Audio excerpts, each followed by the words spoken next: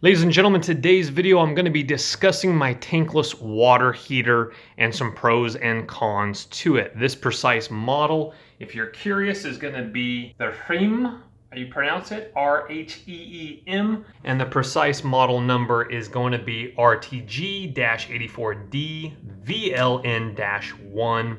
Let me just show you briefly. We, of course, have our gas running into the right section here. That gas goes in the wall. This was already installed in the unit. This is a KB home, kind of a townhome attached to townhomes. Every single home in the complex has a tankless water heater, and a lot of their new homes as well are already having them installed. But just showing you here, we have one little cord outlet. The one down below is a little bit burnt from my electric car charger. Probably shouldn't juice the tankless water heater and electric car at the same time. We got a couple little things here running up here. This is just, again, if you guys are curious, we have a pipe going from the outside here, coming along, going up into the red. We have the blue here. The fixtures on the bottom look like this here. And then, of course, we have our control right here. I have it set to 120 degrees.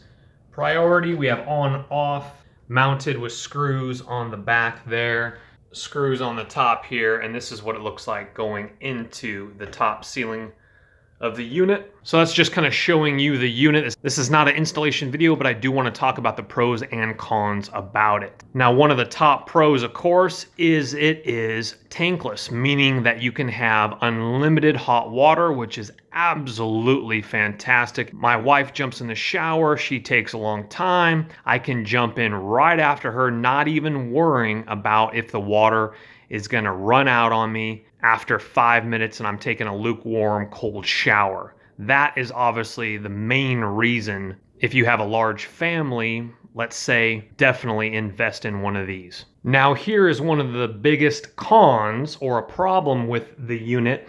Now, again, this is in my garage, and it has to run all the way down my 40-foot garage, upstairs, or wherever it goes. My unit is one above, and then I have a third floor. So it takes a while for it to heat up and run all the way up into my kitchen, my bathrooms, etc. I'm talking about it takes 7 to 10 times longer than a tank water heater to heat up, meaning that if you're trying to jump in the shower quick, you're going to have to wait a while. But let's go upstairs and show you a few more things. But before we do, here is the use and care manual here, non-condensing BTU 180 and 150 model. But the precise model number, again, on my particular one is right there. So here's a few tips for you guys after living with a tankless water heater for about 1.5 years now. If you are doing cooking and you're cooking, let's say, with raw chicken, it's going to take you a while to get that hot water up and running. My friend lives in a 2-story actual home where the unit is in the garage as well, and it's right next to the kitchen. He says he's having the same problems. Upstairs in his bathroom, he just starts brushing his teeth, and then he jumps in the shower when the water is hot. Unfortunately, it's kind of a bummer, especially if you literally want to turn on the water and within 15 seconds have hot water. That's not going to happen. Sometimes it takes a solid 1.5 minutes before that thing is cranked up nice and warm. And then it gradually gets a little hotter after about 2 minutes. But how to kind of hack the system, so to speak, is that let's say you are doing dishes. Right here, well, my master shower is, let's go ahead and just show you real quickly. It's all the way down the hallway right there. So it's not too far away from the kitchen, but what's happening is it's bringing water up from the tankless water heater to my dishes, and then it doesn't have to go much further down the pipes to get to the bedrooms, etc., because it's already been heated up and traveling here. So if I'm doing, let's say, dishes before I go jump in the shower, I'll go ahead and crank my shower on, and it will go ahead and warm up a lot quicker than it would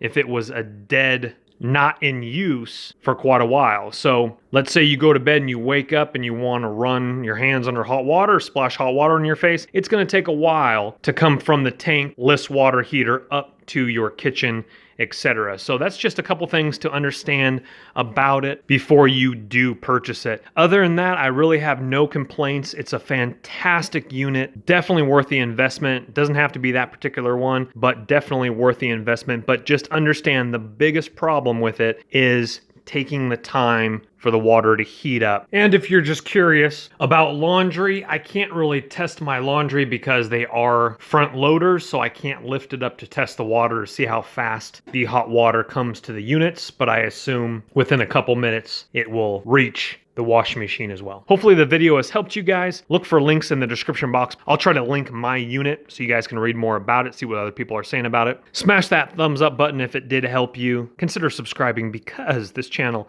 has a lot of do-it-yourself house videos. I will see you guys on the next one. My name's Chris. Bye-bye for now.